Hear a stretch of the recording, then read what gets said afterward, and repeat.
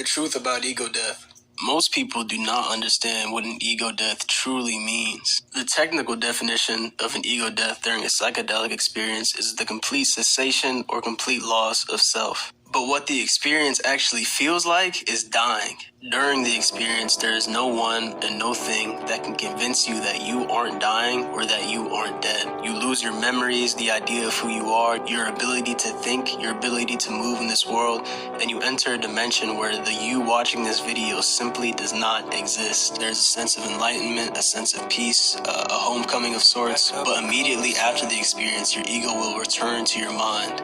And when your ego does come back, whatever sense of enlightenment you had during your experience, whatever knowledge you attained, 99.99% of it will be lost because it cannot be known or understood with your own ego. And like Carl Jung said, one must beware of unearned wisdom. Ego death is not a permanent change. Ego death is not enlightenment. Ego death is simply a simulated near-death experience. The experience of ego death won't change someone, but it is how they react to their experience. And Bro, be grateful that you in your mama house, bro. Be grateful, man, because that's the last time you're gonna be a kid, bro. That's the last time, so actually appreciate that, because you gotta understand not everything is forever, bro. It's gonna be a point in time, bro, when your mom not here no more, bro. It's gonna be a point in time that, bro, your mom not even gonna be able to walk no more, bro. It get deep, bro.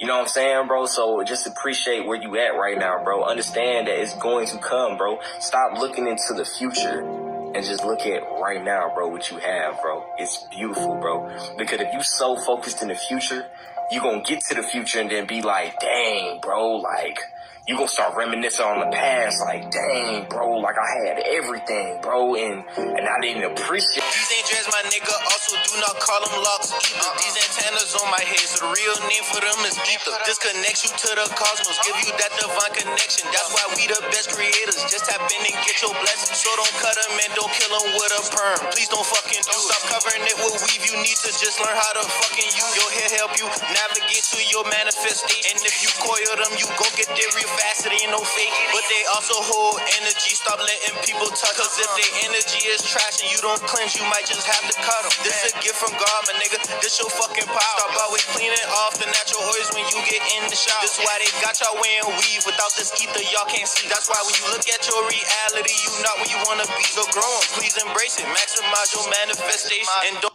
Bruh, if you're not taking spiritual baths yet, I'm about to put you on. Because everybody hears about them. Some people do them, but do you know what the bath is doing? So first, all matter is made of atoms, all right? Remember this, because I'm going to come back to this point. So first, you want to have all elements present. So light some candles around the tub, and then the water needs to be hot, and place whatever crystals you want in the water as well. Burn some sage, open the window to get the air element involved. Me, I put my crystals in the dirt, cleansed them, and then I put them in the water. But what I also did was I played one of these frequencies. I played a 963, put it on a speaker, and placed the speaker in the water. Of course, you want to throw salt in the water as well. So you have candles around, you have salt in the water, crystals and frequencies playing throughout the water to completely charge the bath.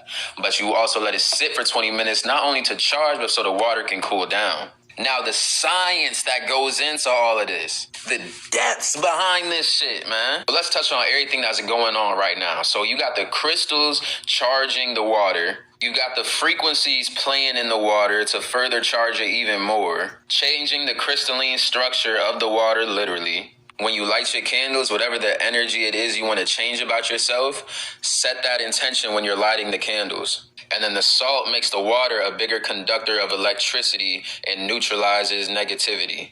But that's not all. It goes even deeper. So by the time you need to get in, the water should still be steaming a little bit, but not hot enough to where you can't get in. But what does heat do to atoms? It speeds them hoes up. It gets them active. It gets them activated. So when our temperatures rise, our pores open, and then we start sweating. We start releasing toxins. But everything in the water is activated even more now because of the heat of the water. So the salt's healing powers are activated more. So as soon as the toxins are released from your body, that negativity is instantly neutralized. The crystals too. The healing power of these crystals are activated even more now. The water in general, you already programmed it with a frequency. It's activated even more now. but I'm still not done. Now, this is where I'm going to lose people.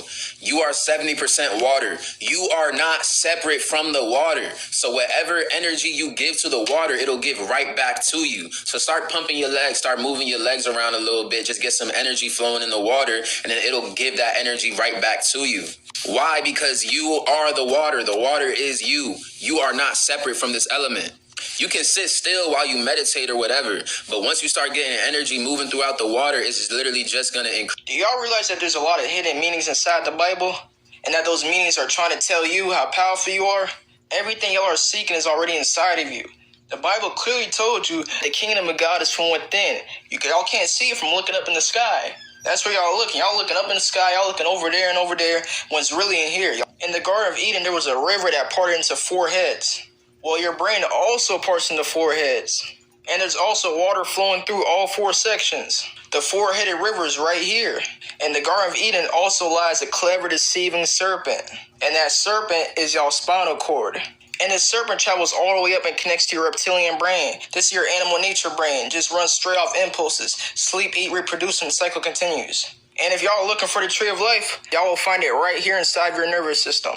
This is the tree that brings life. Christ is also known as the anointed one, which means to be smeared with oil. Well, our body also secretes a sacred oil or fluid once every month. And this oil is known as the crimson oil or the oil of Christ. This oil is secreted from your colostrum, which lies inside your cerebrum. Also, did y'all know that Santa Claus comes from colostrum? Santa Claustrum. Because Santa Claus comes down the chimney and right back up, just like this oil from the colostrum inside your body. When this oil of Christ is secreted from the colostrum, it then gets distributed between the pineal gland and the pituitary gland. And do y'all remember that land flowing with milk and honey? Well, once both of those glands receive the oil of Christ, your pituitary gland actually secretes a hormone called melatonin, which is golden and sticky. It looks just like honey. And your pituitary gland actually releases something called prolactin, which lactose. It's milk. That's how you get to the land flowing with milk and honey. Now, once you got your milk and honey, it then travels down the spine until it reaches the solar plexus. Now, this is where they then produce a seed. This is where you get your Christ seed from. The seed then travels up the spine all the way to the 33rd vertebrae. Once it reaches the 33rd vertebrae, it is then crucified. And Christ died at the age of 33. And it's crucified where one nerve crosses another. And this crucifixion is happening in Golgotha, or the skull, which is the location of the 33rd vertebrae. The oil then stays buried inside the hypothalamus gland for 3 days, and then rises on the 3rd day just like Christ. It then connects with the pineal gland, and then you reach that God consciousness. My higher self is so wise, it'll send me to new lows so I can experience higher highs. This is called the law of rhythm. What goes up must come down. So you have to realize that if I'm at a low place right now, then that means I can only go up. And you have to understand when you're at a high place, you need to understand I need to be grateful for this moment because anything can change. Release the attachment to the moment and realize that at any moment, that whole moment could change. Everything is for your benefit. The only reason why you reach lows is so you can learn how to get higher. No low or no L is meant for you. If your body's sick and full of mucus, think you need herbs. Dr. Sebi said it best, but let me tell you what he serves. Burdock root, #1, it cleans out your kidneys. #2, it cleans out your blood and skin disease. Chamomile is good too, especially in tea. It calms you down when you nervous, help with pain when girls bleed. You suffer with arthritis, going coughs and ashwagandha. We take herbal remedies instead of going to big pharma. You got high blood pressure, get that black seed oil. Diabetes and cancer, turn them bitches to turmoil. You know you can't go wrong with that motherfucking sea moss. For overall health, any disease you finna beat off. Chickweed, that shit good for inflammation. And if you think I'm lying, search the information. For women who got a hormone imbalance, get that Casaban. I'm screaming, fuck that doctor medicine, don't need no adversary. Comment down below if you want a part 2. For these natural herbs, I swear they will heal you. Drink natural spring water and also eat fruits. God. Let's see what goddess I resemble.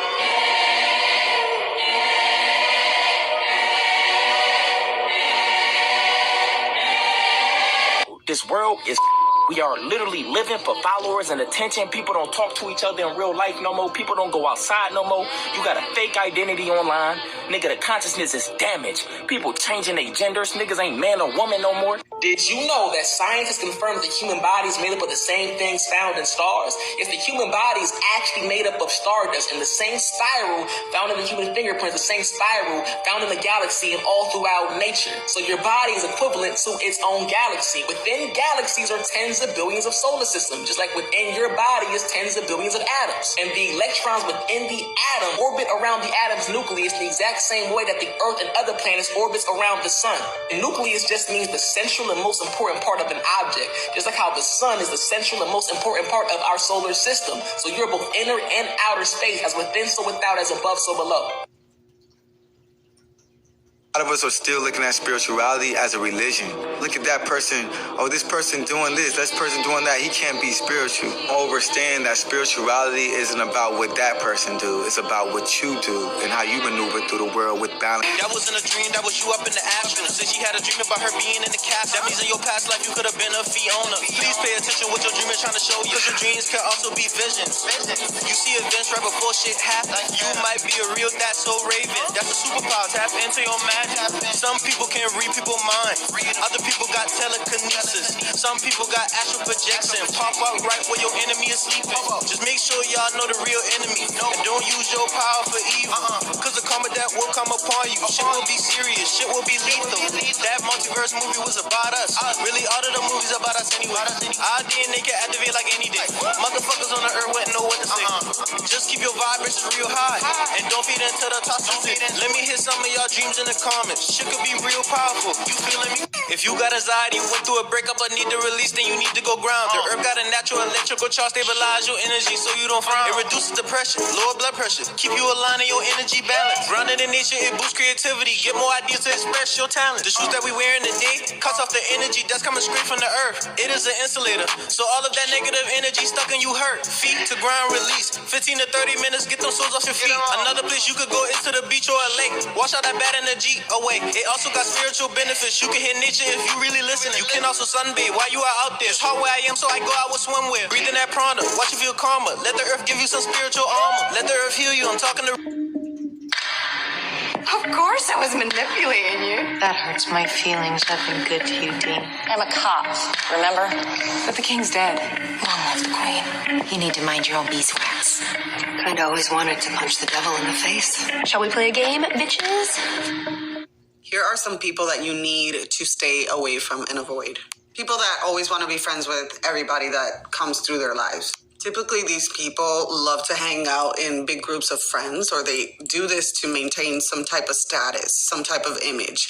And this usually stems from some type of insecurity or some type of dark past that that person has been carrying. Therefore, they feel the need to constantly be friends with everybody, or they feel the need for everybody to know who they are. This is how you can identify narcissistic friends. These types of people typically don't have, hey, where are you going? And typically these people have no sense of discernment for themselves. And a lot of the times the reasoning behind them having this need to be friends with everybody and know everything about everybody is because whenever something pops out, like a problem surfaces, the people around them, they do this so they won't perceive that person in a certain way. That's why they become friends with absolutely everybody. It's just so people won't perceive them a certain way when shit goes down. Other people that you should stay away from is friends with absolutely no self-control or discipline. These types of friends are usually the ones that are always trying to get you out to drink, or they always have to have a drink in their hand, or they're always looking for an opportunity for them to get fucked up. And like these types of people, please avoid them. People like this usually battle with addiction problems, and they don't even realize it because they've normalized it so much that they don't even realize that they're being reliant on substances. It's almost like they seek an opportunity each time to numb themselves. Stay away from people who do not have their shit together. Typically, these types of people are the ones who always want to rely on you, okay? They want to maintain a relationship with you, some type of connection with you, and then whenever some shit pops up in their lives, they know where to go to. They will rely on you. These are typically the ones that will constantly rely on you whenever they have a problem in their lives, especially financially. And if you allow it once or twice, they will get used to it. So it's very important for you to stay away from these types of people. Other types of friends or people that you need to avoid is people that you have to constantly baby. People that you constantly feel like you have to be their mother. You're constantly calling them out on shit, telling them where they went wrong, where should they fix it. They constantly come to you for trauma dumping, and they expect you to be their personal therapist, okay?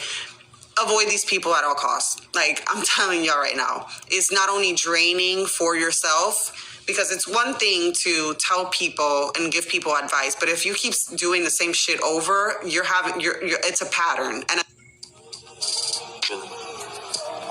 Definitely a lot more energy packing behind me. See me, I got majority of my shit from him.